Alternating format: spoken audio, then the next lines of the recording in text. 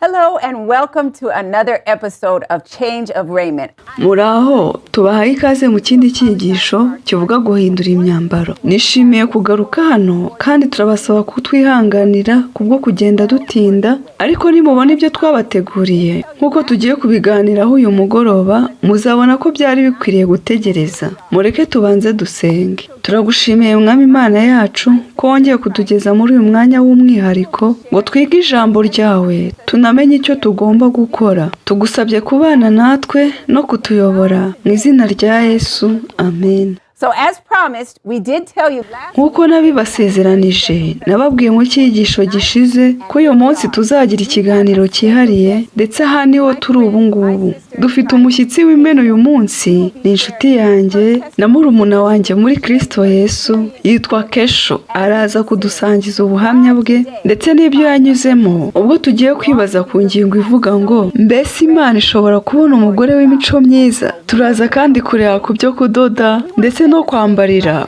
guhesha Imana icyubahiro. Rero turi kumwe hano nawe umwanya uhagije, kandi turagira ngo buri wese aze kuba yibaza kino kibazo, ndetse nawe ndakikubaza Kesho. Mbese waba warumvise ijambo umugabo w'agaciro kenshi cyangwa umugore w'agaciro kenshi? Absolutely. Yego, iryo jambo rirakoreshwa ahantu hose, ritangwaho ibiganiro, rikandikwaho inkuru bavuga ibiranga umugore w'agaciro kenshi cyangwa se umugabo w'agaciro kenshi. Abandi bakavuga bati ni gute wahinduka umugore w'agaciro kenshi? Kandi kuri aba ngaba abantu muri rusange bumva ko uwo mugore w'agaciro kenshi ari umugore wigenga, ndetse abandi bakavuga bati kugira ngo ube uw'agaciro kenshi ni uko uba udakeneye umugabo, kandi ukaba wikoreye ikintu cyose umugabo yakora ukagikora neza kuruta uko we yagikora. Ibyo ni byo abantu benshi bita umugore w'agaciro kenshi. Mbese n'iki kindi wumvise bavuga kuri uyu mugore w'agaciro kenshi?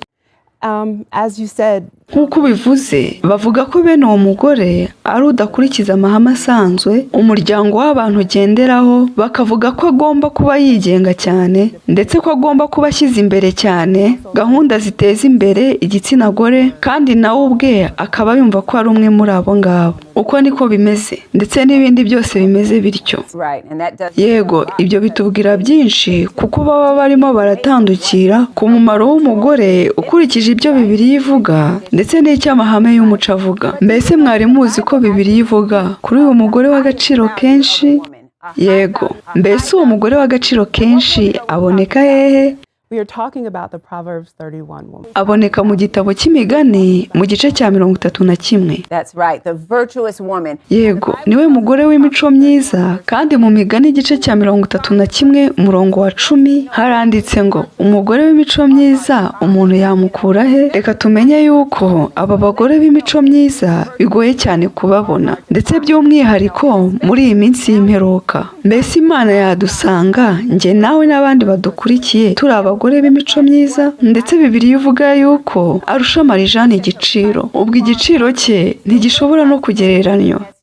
Right? That's amazing. But if you look at her characteristics, kandi nureba n'imico bamuvuzeho imuranga itandukanye byuzuye n'imico bisi bavuga ko iranga umugore w'igiciro cyinshi. Uyu mugore wo mu Migani 31 ni umugwaneza, woroheje, kandi wumvira umugabo we, akaba ahuje neza n'umumaro Biblia ivuga ko wagenewe umugore, ari nakiduhamagarira. Banditsemo ko yita kubo mu rugo rwe, agatekera umuryango w'ibyo kurya, akanabambika, ndetse ni n'umuvugabutumwa. Agera kuri abo ngabo bafite ibyo bakeneye akabafasha. Uwo ni wo Biblia yita umugore w'imico myiza. and you know, Kesho, what I found very interesting about Proverbs 31. Mbese urabizi Kesho, ikintu nabonye gitangaje mu Migani 31 nuko hari 60 yose ivuga kuri uyu mugore w'imico myiza, ko akoresha amaboko ye akaboha imyambaro akambika neza be.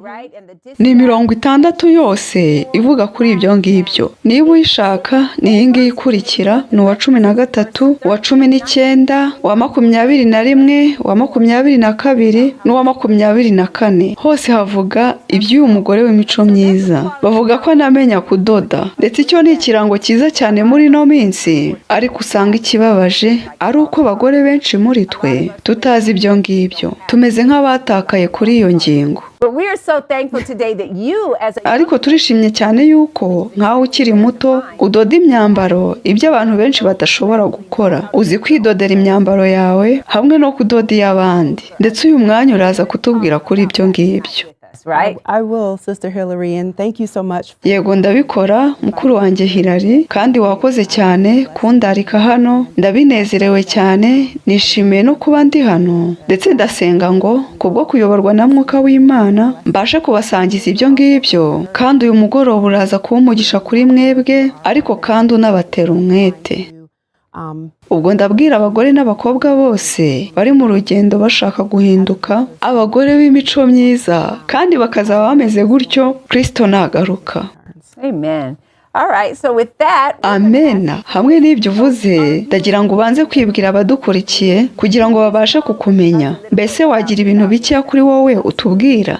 So as Sister Hillary already mentioned, my name is Kesho. Nk'uko mukuru wanjye Hillary amaze kubivuga, nitwa Kesho Johnson, nkaba ntuye muri Atlanta muri leta ya Georgia. Nkaba naratangajwe cyane n'uko Imana ikora, nk'uko mu ishuri ryo ku isabato rishize twagiye tunabyiga. Twabonye kandi n'iby'amatorero atandukanye. And I was actually raised United Methodist. Nge rero nakuriye mu itorero ry'abametodiste, kandi ubwana bwanjye bwose ndetse n'ubukumi bwanjye bwose nabumaze muri iryo torero ry'abametodiste. Nta kintu na kimwe nari nzi ku itorero ry'abadivantiste b'umunsi wa karindwi hamwe no kwizera kwabo, ndetse biratangaje cyane uko Imana yanzanye muri rino torero. Nezezwa cyane nuko yanyemereye kumva ukuri, kandi nicyo nifuzaga cyane icyo gihe,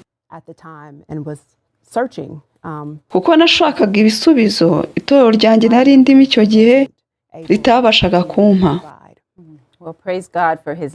Dushimira Imana ko yakuyoboye, kandi dushimira Imana yuko witabye umuhamagaro wayo ugatangira kwigira ku giti cyawe, kandi Imana ikabikugejeje hano. Ndumva ashaka kugira ibibazo nkubaza ubwo turi kuvuga ku bijyanye no guhindura imyambaro. Ndagira ngo utubwire inararibonye y'ibyo wanyuzemo ku byerekeranye n'ivugurura mu myambaro, ndetse n'uburyo waje kumenya iby'iyi ngingo yo guhindura imyambaro, n'ibyaguteye umwete ndetse n'imbogamizi wagiye uhura nazo muri urwo rugendo. Absolutely. Yego, nk'uko maze kubivuga, ivugurura mu myambarire ntabwo cyari kimwe mu bigize ubuzima bwanjye. Mu bametodiste nta butumwa bw'ivugurura mu myambaro bagira, ariko iyo ndebye inyuma, by'umwihariko mu myaka inishize, kuko ninjiye mu itorero ry'abadivantiste mu mwaka wa 2020, hagati mu gihe cy'icyorezo, nabonye ko Imana yari irimo kuntegura ngo nakire ubutumwa, ndetse yari irimo gukora no ku mutima wanjye. Nari mfite akazi aho twambaraga impuzankano, ariko nza kugira impungenge ku by'iyo mpuzankano twambaraga, kuko ari amapantaro adufatiriye ndetse n'amashati adafite ibipesu hano hejuru, bityo rero ukaba utarashoboraga kuyafunga. Nuko rero maze kumenya ubutumwa, nahinduye ishati yanjye nkajya nambara ifunze hejuru, n'ipantaro ndayihindura nkajya nambara impuzankano y'ijipo ndende. Ubwo urumva ibyo ntabwo byari ukumvira ako kazi. Ubwo rero biza gutangira guteza ibibazo mu kazi nakoraga, kuko abayobozi batangiye kumbona barambaza bati, kuki wahinduye ishati gutyo kandi bidahuye n'impuzankano ya runo ruganda uri gukoramo? Nuko natangiye kubabwira nti niyumvisemo yuko mpamagarirwa n'Imana kwambara neza, kandi mu kazi kacu turi imbere y'abantu, nk'igihe bidusaba kunama no mu bindi bikorwa bitandukanye, ntabwo mba ndi guhesha agaciro Imana iyo nambaye uko nambaraga. Nuko bansabye kwandika urwandiko kiramo ubusabe yuko ngomba gusaba uburenganzira ubuyobozi bwo kwambara mu buryo bwanjye bwihariye nikwije. Nabonye uko ibyo bitangaje cyane, kuko hari abandi bagore twakoranaga, kandi imyambaro yabo yo hasi ari migufi cyane kuruta yari yaragenwe ku kazi, kandi bo ntibahamagarwe cyangwa ngo bo bayibuzwe. Nuko abandi bagafungura amashati yabo cyane mu buryo butandukanye n'ubwagenwe, ariko bo ntibabwirwe yuko bishe umwambaro w'akazi. rero barambwiye bati urwo rwandiko rugomba gusinywaho n'umuyobozi w'iyobokamana ryawe kugira ngo rwemerwe. Rero nararwanditse ariko sinagira umupasiteri cyangwa undi muntu njya kubwira ngo ansinyire, ahubwo nandikaho amasomo ya Biblia yuko tugomba kwambara. Nuko ndababwira nti nk'umwizera ngomba kuyoborwa n'umutimanama wanjye, nta wundi muntu nkeneye wo kugira ngo ansinyire ahamye ibyo ndi gukora ndetse ko n'ibyo nizera ari iby'ukuri. Niba nemejwe n'Imana ko ari ukuri, ubwo ni ukuri kandi barabyemeye, tubishimira Imana cyane. Icyo rero ni kimwe mu bintu bikomeye byabaye, kuko akora akazi nakoraga kugeza mu kwezi kwa gatatu kwa 2020, ari nabwo icyorezo cyari gikomeye. Ni nabwo natangiye guhinduka gutyo. Nuko bigeze mu kwa karindwi nakiriye ubutumwa bwose bw'itorero ry'Abadiventiste b'umunsi wa karindwi. Imana yari irimo kugutegura. Yego yari irimo kuntegura, kandi iyo nsubije amaso inyuma nkabyitegereza nkabona ibyo yambwiraga n'ibyo yanyemezaga, mbona neza rwose ko yanteguriraga kumva buno butumwa. Urabizi, icyo kibazo wahuye nacyo cyakubereye ikintu cyiza cyane, kuko iyo abantu nk'abo batangiye kukujyaho impaka bivuze ko haba hari ikintu cyiza urimo gukora. Rero ni umugisha kandi ni uburyo bwiza bwo gutanga ubuhamya, ndetse ni umugisha kuba baremeye ibaruwa yawe. Kandi wakwibaza ibyo byarabwiye iki abandi bagore mwakoranaga? Ahari bishoboka ko nabo hari icyo bifuza gukora kimeze nk'icyo, kandi kuba barabonye ushikamye mu ruhande rwawe bishobora no kuba byarabateye umwete. Ubwo kandi nabwo bwiza bw'Imana kuko ikorana natwe aho turi, kandi tuyobora intambwe ku ntambwe, nuko ikagenda iduhishurira ukuri uko twitegura kukwakira. Reka kandi dushimire Imana ko wumviye ukaba waranemeye umuhamagaro wayo. Amen. Yes. It was hard. Yego, byari bikomeye kuko ahantu nk'aho ngaho uba ubona nta n'umuntu n'umwe wo guhagararana nawe muri uwo mwanya, maze ukumva uri wenyine. I believe that too is a preparation. Ariko nizera ko ibyo nabyo ari ukudutegura, kuko tumenye neza ibyo tugiye guhura nabyo bikomeye mu gihe kiri imbere, kandi tugomba kumenya neza ko tuzajya tuba duhagaze twenyine, utitaye ku by'isi irimo iravuga cyangwa se inshuti n'abavandimwe barimo baravuga, ndetse n'ibyo ku kazi bakubwira.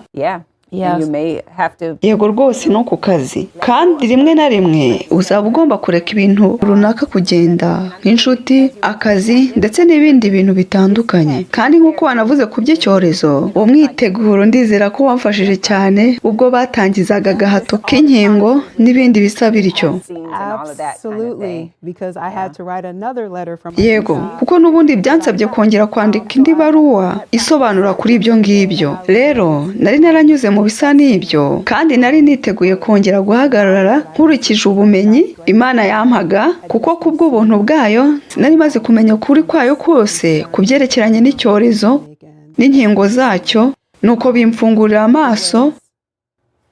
It was eye-opening, but it's also like, wait a minute, this makes sense, and why are so many? Bituma nanibwira ngo ibi ngibi birumvikana, kuko nabize siyanse baravugaga bati kubera iki abantu benshi bari kugwa muri uyu mutego ntibabone yuko bino bintu ari ibinyoma bari kubwirwa. But absolutely, God sets it up for you. Nuko rero Imana yari yaranteguye.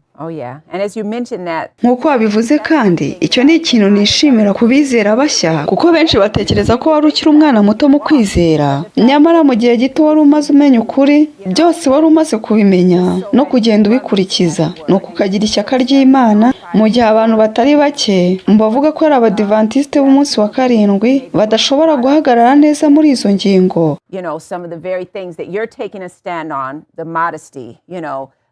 Iyo kwambara neza, iby'ivugurura mu by'ubuzima, kuri ibyo by'inkingo n'ibindi bisa bityo, abandi bo muri twe bakabona yuko bigoye cyane guhagarara urengera ayo mahame. Rero bitera umwete cyane, kandi nk'uko nabivuze, biranejeje kubona umuntu muto nkawe ushakisha ukuri, kandi wakubona ntukurwanye, ahubwo ugatangira kubaho nk'uko amahame y'ijambo ry'Imana avuga, ndetse ukanabikora wishimye. Ndetse dushobora gukomeza tugatwara umwanya munini cyane, kandi abadukurikiye barashaka kumenya inararibonye y'ibyo wanyuzemo n'ubumenyi ku bijyanye no kudoda kugira ngo ababishobora banatangire kwambara no kuboha imyenda nk'uko ukuri kw'ijambo ry'Imana kuvuga kubwo guhimbaza Imana. So how did you learn to sew? Mbese wize kudoda ryari kandi ufite imyaka ingahe? So actually my mom. Mu by'ukuri mama wanjye aradoda kandi mama yatangiye kudoda akiri umukobwa muto akajya aboha amakanzu. Nuko rero njyewe sinatangiye ndi muto cyane nkawe kandi turi kuganira umunsi umwe nigeze kumubaza nti nuwuhe mwenda wa mbere twaboshye dufatanyije. Ntabwo yibukaga neza umwaka ariko njye nibuka neza ko umwambaro wa mbere wuzuye nidodeye wari umwambaro w'ipantaro y'umweru twambaraga ku ishuri. Nuko nyuma yo gushakisha hose nkawubura nabwiye mama nti ndifuza kwidodera umwambaro. And she helped me and nuko yaramfashije maze umwambaro wa mbere nkoze uhinduka ipantaro yanjye. That's really something, especially as a young person, because ibyo biratangaje cyane nk'umwana muto kuko mama wanjye nawe yajyaga akunda gutunganya imyenda. Nk'uko ubizi ku mubyeyi wese ajya agira neza imyenda akadoda ahacitse n'ibindi bisa bityo. Yifuzaga cyane kubona njyewe na mukuru wanjye tumenya umwuga wo kuboha, ariko ikibabaje ntabwo twabashije kumenya ibyo ngibyo icyo gihe kuko tutashakaga kumvira ibyo atubwira. None ubu ngubu ubwo namaze gukura njya ntekereza kuri ibyo ngibyo nkicuza cyane ayo mahirwe nihombeje. Nakabaye narize nkamenya no kudoda nkiri muto. Kubw'amahirwe ntabwo biratinda cyane kandi nizera yuko nzabimenya. Ariko se hari imbogamizi wahuye nazo kandi mama wawe yaba yarigeze aguhatira kubyiga cyangwa se wabishatse ku bushake bwawe?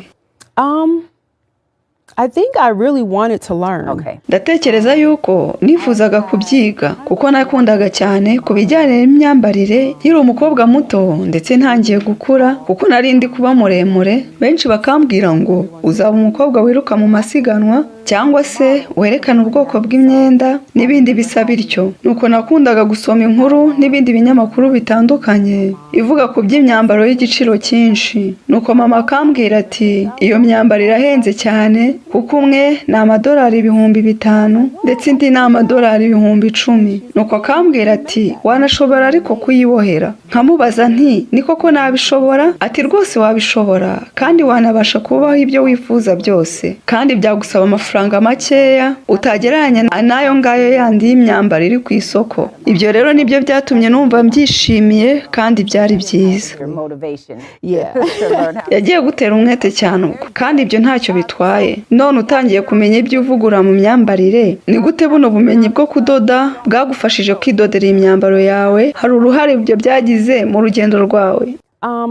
I think with understanding. Ndatekereza ko kubwo kumenya umwuga wo kudoda no gutunganya indodo bigusaba kumenya neza ibyo wakoresha biramba. Nuko rero byatumaga igihe cyose ngiye kugura imyenda niyemeza nti niba uwo mwambaro ngiye kugura udahuje n'ivugurura mu myambaro, hari uburyo nakoresha nkawuhindura muzima niba hari uburyo byashobokagamo. Kandi iyo ni impano ikomeye kuko inshuro nyinshi guhindura umwambaro wadozwe biragorana cyane kuruta kuwitangirira uwidodera.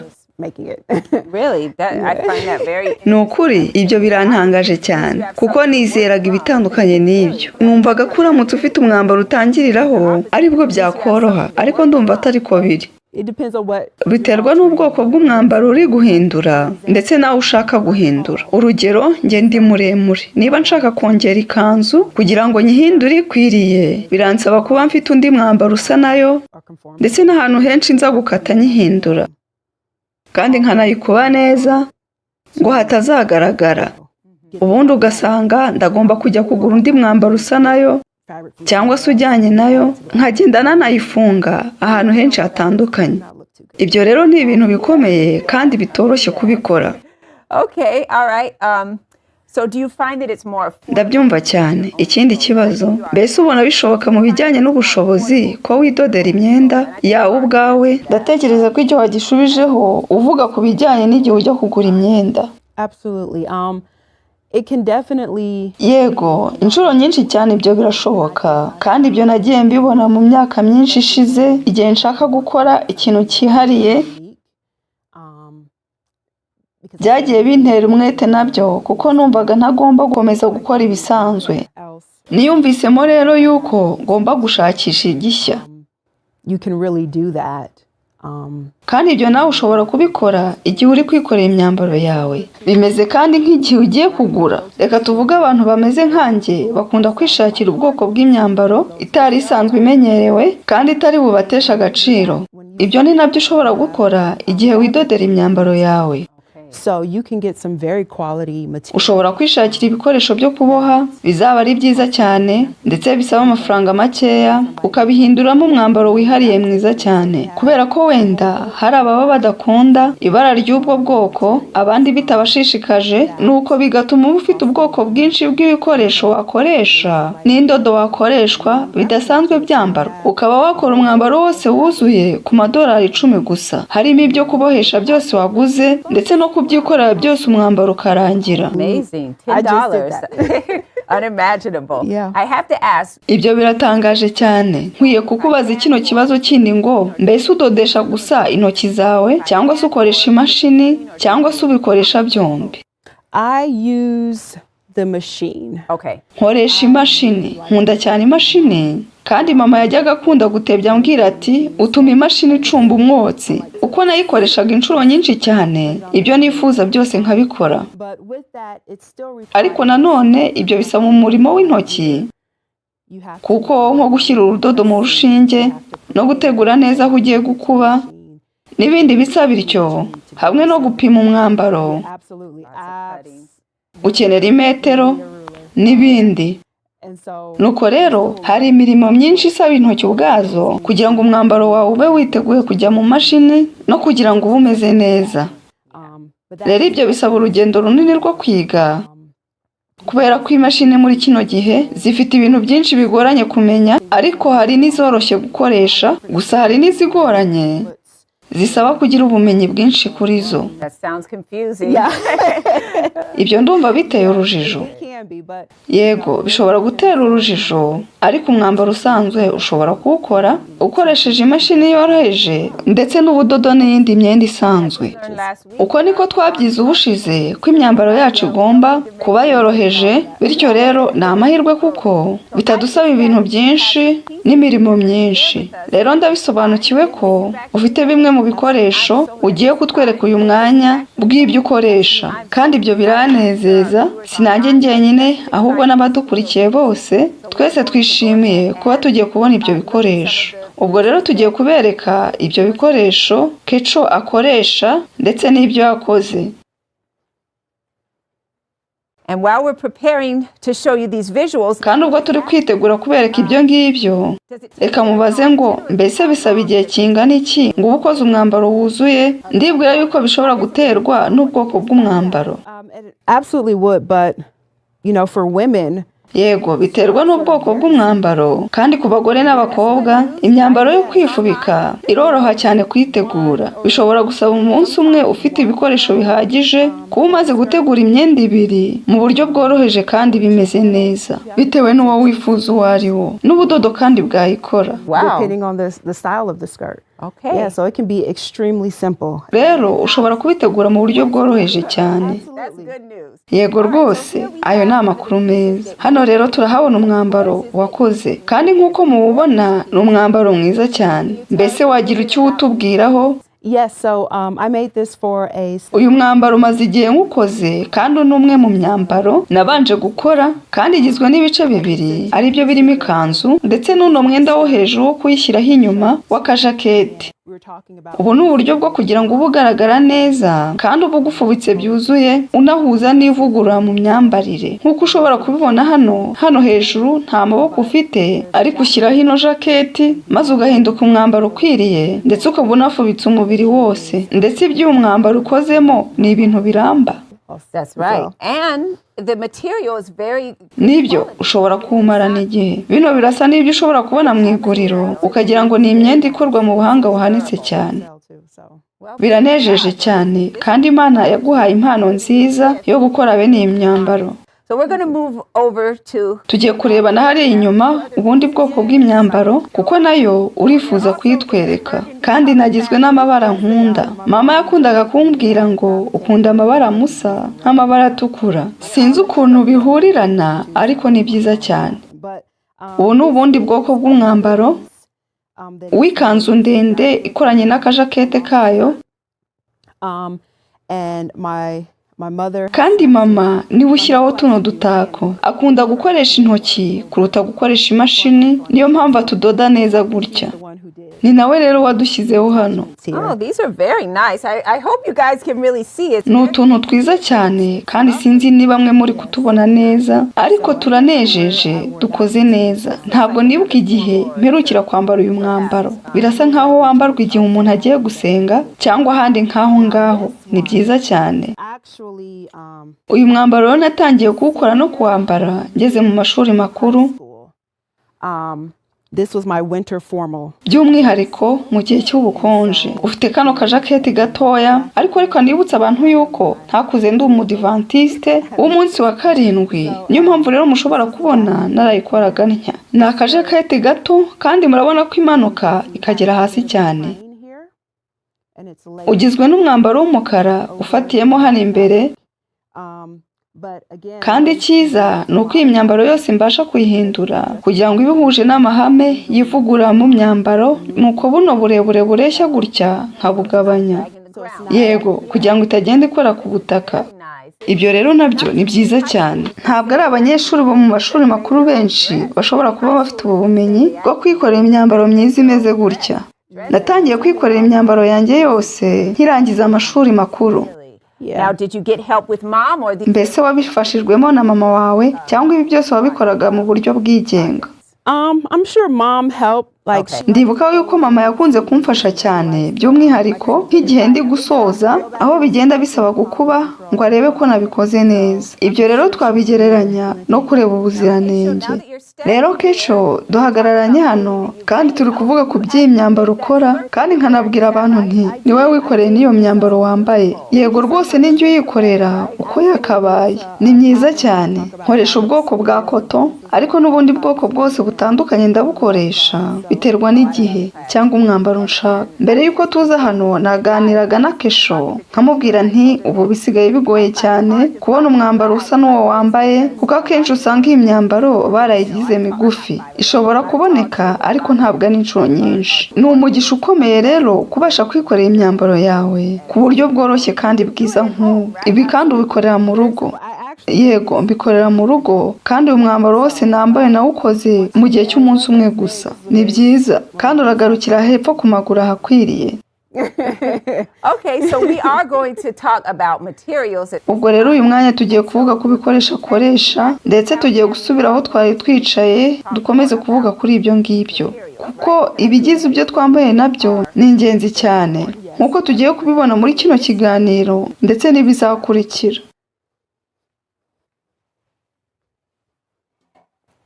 All right, so I'm feeling inspired and hopefully you. Ibi rero biri kuntera umwete kandi ndibwira yuko nawe aho uri mu rugo ari uko bimeze. Ndizera kandi ko nyuma ya kino kiganiro uri buze kubasha kubona imashini ndetse n'ibindi bikoresho wakoresha mu kudoda, kuko dushobozwa byose na Kristo uduha imbaraga. Nagiye mbazwa n'abantu benshi batandukanye bati, mbese w'imyambaro wambara uyikura he? Mbese urayikorera? Kandi mu buryo bubabaje mbabwira ko ntayikorera kubw'amahirwe make, nubwo nifuza ko ariko byakagombye kuba bigenda. Ariko nyuma ya kino kiganiro ndizera ko nzafata igihe kinini gihagije kugira ngo nige ibi ngibi, nabyigishe kandi abakobwa banjye nkuko nawe mama wawe yakwigishije. Ni ubumenyi bwiza rero dukwiye no kugeza ku bana bacu kugira ngo tudakomeza kwishingikiriza ku maguriro mu kudukorera imyambaro.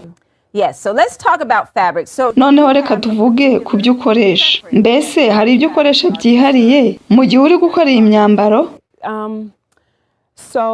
nk'uko nabivuze natangiye guhindura imikorere mu myaka ishize, ubwo rero nkomeje kwiga byinshi n'imbaraga nyinshi kugira ngo menye neza ibyo nambara ibyo ari byo, kuko bifite n'uruhare mu byinjira mu mubiri, kuko nk'uko mubizi uruhu rufite utwenge duto ku mubiri, bityo rero ibyo twambara bigira uruhare ku mubiri wacu, ku byerekeranye n'umwuka wo mu mibiri yacu no gusohora imyanda n'ibindi byinjira mu mubiri.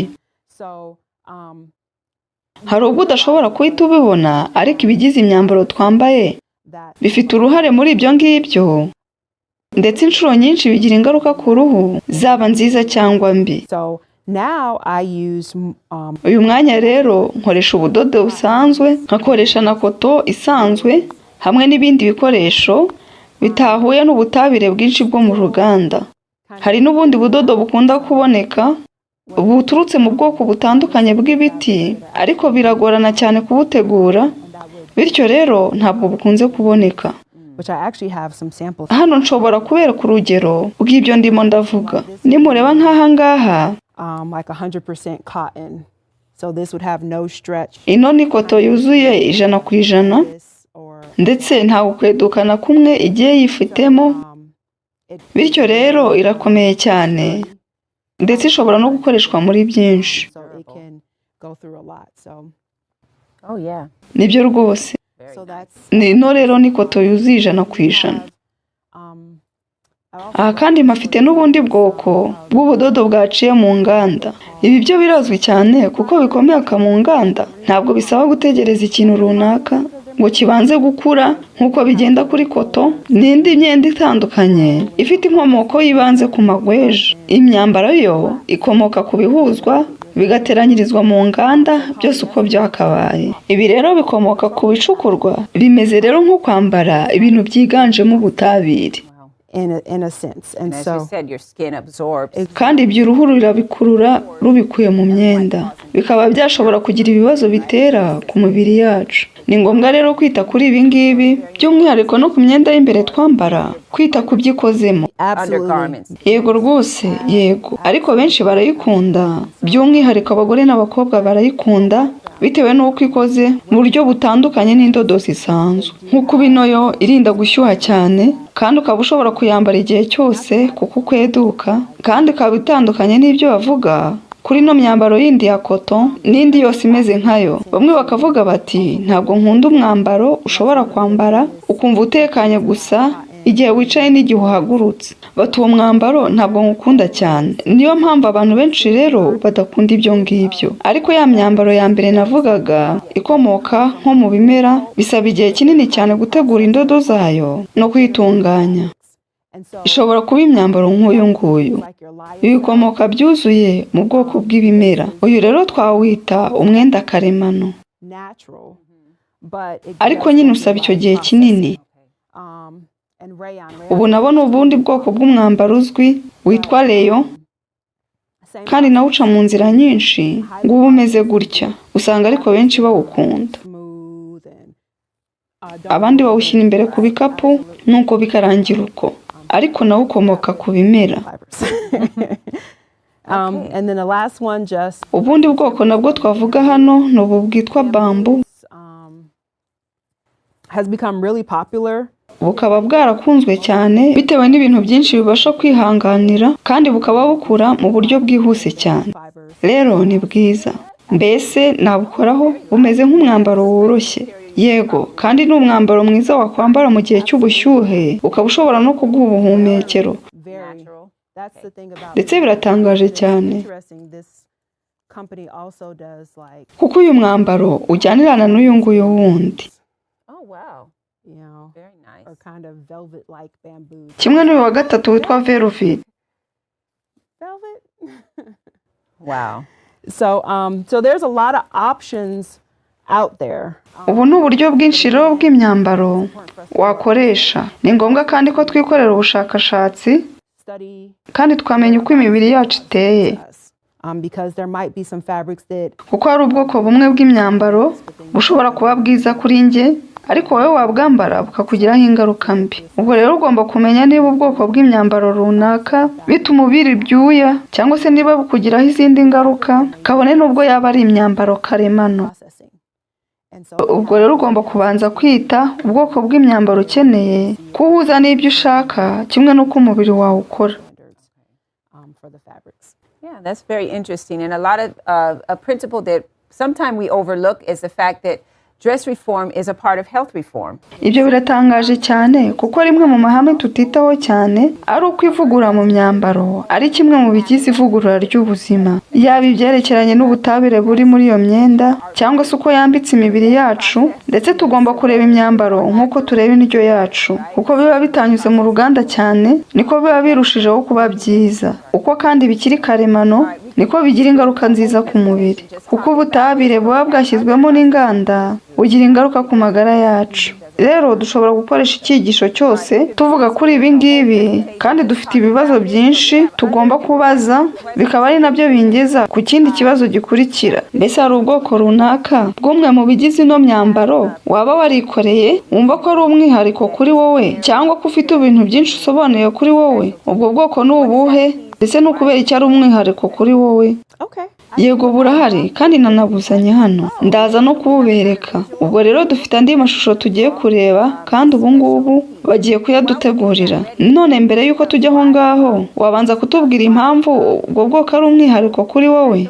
Absolutely. So I used to, even though I don't really like being in front of the camera, nubwo ntakunda kuba imbere ya kamera, nagiye nkunda kuba ndaho nsabwa kuba imbere yayo, nko mu marushanwa. Akaba yari amarushanwa ajyanye no kugaragaza ubugeni runaka. Ubwo rero nakundaga ubwoko bw'imyambaro y'indodo z'Abongereza kuko zivamo imyambaro myiza cyane. Iyo myambaro ni nayo nkunze kwambara. Njye na mama rero twakoze uwo mwambaro, nuko nkujyana mu irushanwa, nuko ndanatsinda, bituma uhinduka umwihariko kuri njye. Agiye kutwereka ubwo bwoko, kandi nzi ko mufite amatsiko yo kubona nkuko nanjye biri.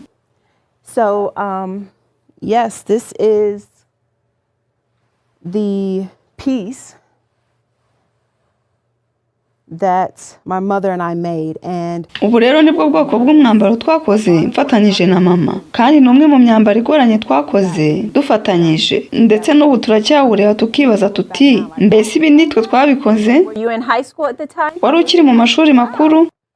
Yego niho nari nkiri, narawambaraga rero nkanawerekana mu bugeni twabaga dufite muri ayo marushanwa. Wahindutse uw'umwihariko kuri jye rero kuko ugoranye kuwukora, nkaba narawukoranye na mama, ndetse benshi banyereka ko wawishimiye, baranawugura ku bwinshi.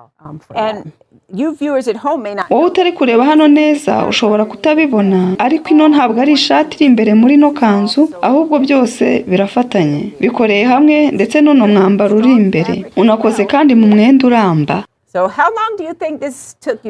Mbese byabasabye igihe kingana iki kuwukora? Byasabye igihe kinini cyane. Wabivuga mu mezi? Yego, ni hafi ukwezi kuzuye. Ubwo twari tugitegura uko aya maboko akorwa, ndetse na hano ku ntugu n'ahandi hose hatandukanye. Byasabye igihe rero, bisaba n'imbaraga nyinshi. Ndumva ari ibihe byiza rero wanyuranyemo na mama wawe igihe mwakoraga uno mwambaro, ndetse n'indi itandukanye. Mbese wagira inama abantu bashobora kuba batarigeze bakora na rimwe ku imashini idoda, badafite n'inararibonye, ariko babona kino kiganiro bakavuga bati ndifuza nanjye kwikorera imyenda yanjye? Icyo nababwira gusa ni iki ngiki, nimutangire, kandi nabazaniye na bimwe mu bikoresho byakwereka uko ushobora gutangira, kandi mu buryo bugaragara. Tuzi yuko ubukristo atari mu magambo gusa, ahubwo bunagizwe n'ibigaragara. Ubwo rero tugomba kwerekana bino bintu mu buryo bworoshye bushoboka kugira ngo ubashe kubimenya. Nk'ubu bwoko bw'umwambaro rero, this piece right here is actually what we would call a prototype. Hano tubwita proto, nk'uko mubureba hano. So it's made out of bugizwe n'umwenda witwa muslin, bikaba ari umwe mu myenda ihenze cyane.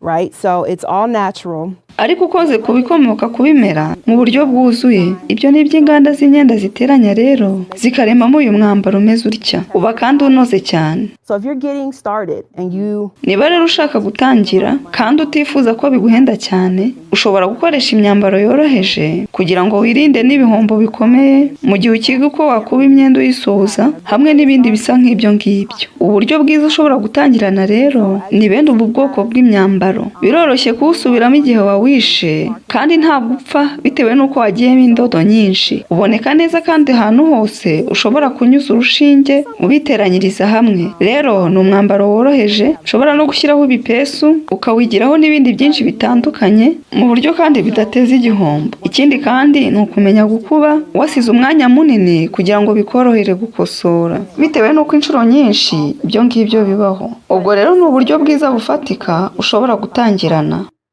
Ushobora kandi gutangira kwikorera uno mwenda ugatangira uhuza ibice bibiri gusa, igice cy'imbere n'igice cy'inyuma ukamenya wenda gukuba, nuko nyuma ugatangira gushyiraho undi mwambaro n'uburyo uwukata neza n'ubundi buhanga bwose bugenda buza nyuma. Nakubwira rero nti gura ubu bwoko bw'umwenda niba ushobora kubona n'imashini kandi ni byiza, uzabiheraho wige byinshi cyane.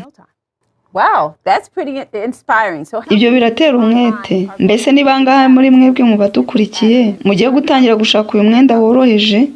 Ahari se mugatangira no kwiga kuboha?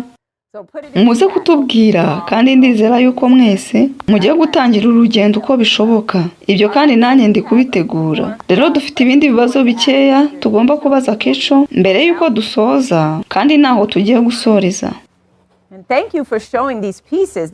Wakoze kutwereka iyi myenda, ni myiza kandi iranejeje. Murakoze cyane. Nishimiye ko bibashije gushoboka kuko nabonaga bizangora kubivugaho. Rero ndizera ko ari umugisha kuri buri wese. Amen. So you have mentioned that sometime making Wigeze kuvuga ko gutangira kwibohera umwambaro bijya byoroha kuruta kuba wawuguruka uhindura. Ubwo bivuze ko wikorera imyambaro uyitangiriye. Mbese ubu hari n'abandi usige gukorera? Oya, ntabwo ndatangira kubakorera.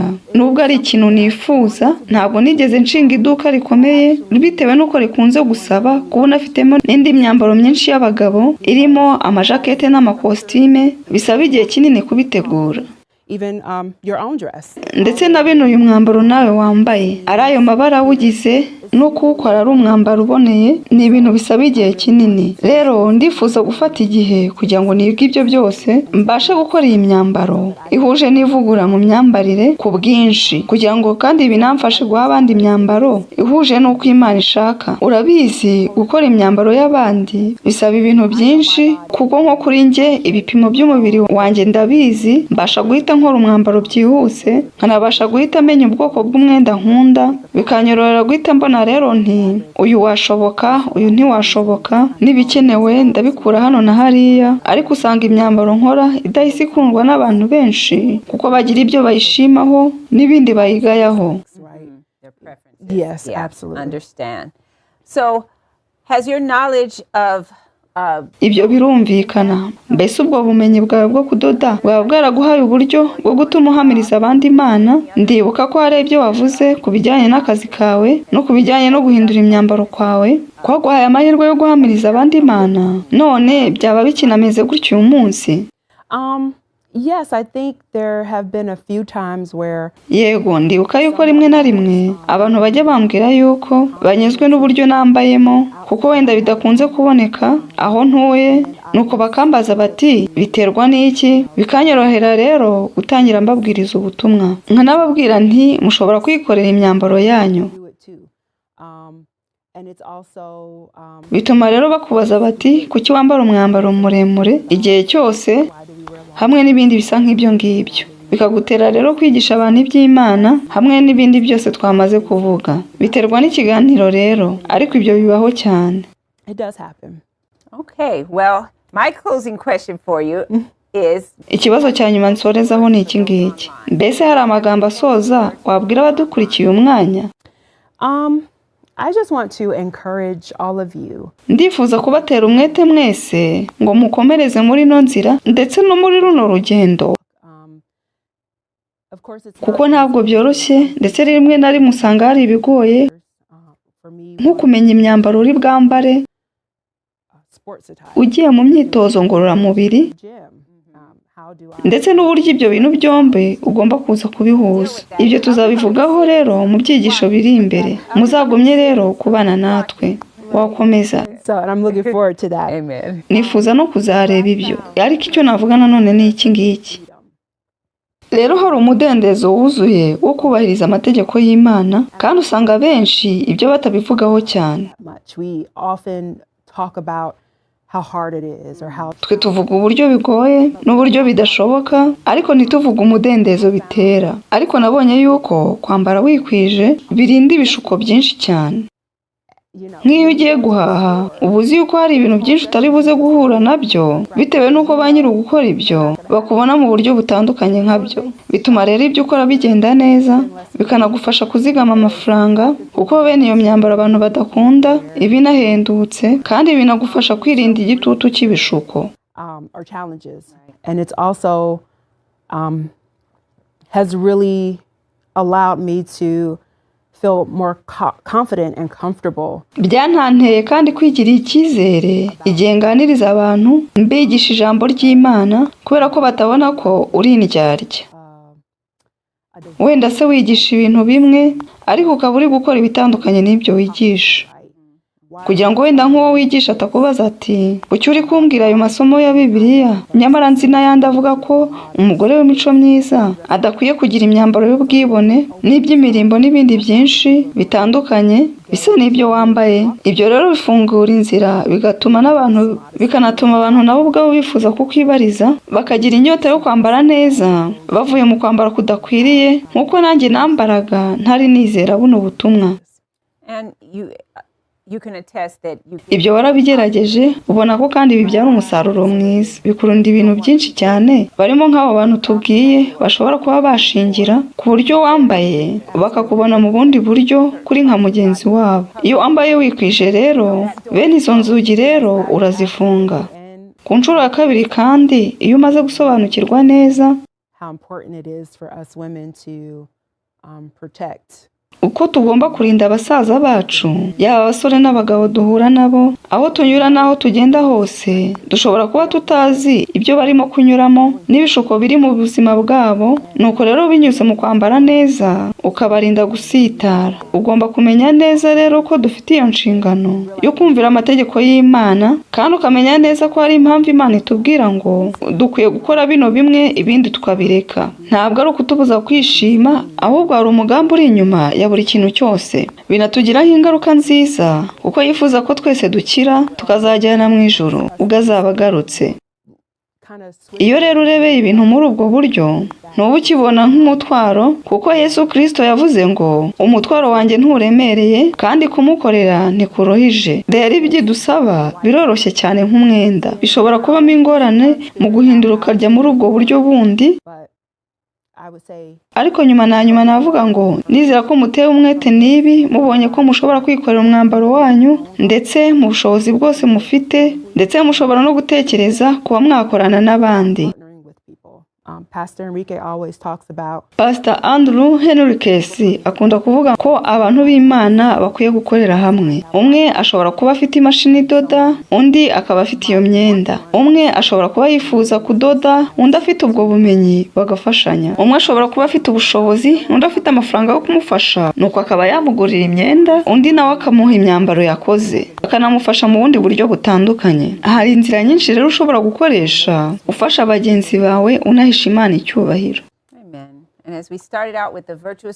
Kandi nk'uko twatangiye tubivuga, umugore w'imico myiza Imana ibona ko afite agaciro kenshi cyane kuruta marijani. Si nayo yonyine, ahubwo aruta andi mabuye y'igiciro cyinshi Imana yaremye. Ayo ubwayo biragoye kuyabona kuko aba ari munsi cyane y'ubutaka, ariko Imana iduha agaciro kuruta ayo mabuye. Rero irifuza ko abagabo n'abagore, cyane cyane abo bagore n'abakobwa, kuko aribo twavuzeho cyane, ko twihesha agaciro bihagije tukambara twikwije, mukagira kandi n'amafaranga muzigamira urugo rwanyu. Imana ibona ko turaba igiciro cyinshi, none n'ukubera iki twebwe tutakwihesha ako gaciro nk'uko Imana ibishaka, maze tukambara twikwije nk'uko Imana ibyifuza. Rero ndifuza kuvuga nti wakoze cyane Kesho. Byari umugisha kubana nawe, ndetse biteye ibyishimo kubona umukobwa muto nkawe, by'umwihariko ukiri muto cyane mu byo kwizera, ubasha gukurikiza ivugurura mu myambarire, ukabasha no kwikorera imyambaro ihuje n'uko ubushake bw'Imana buri,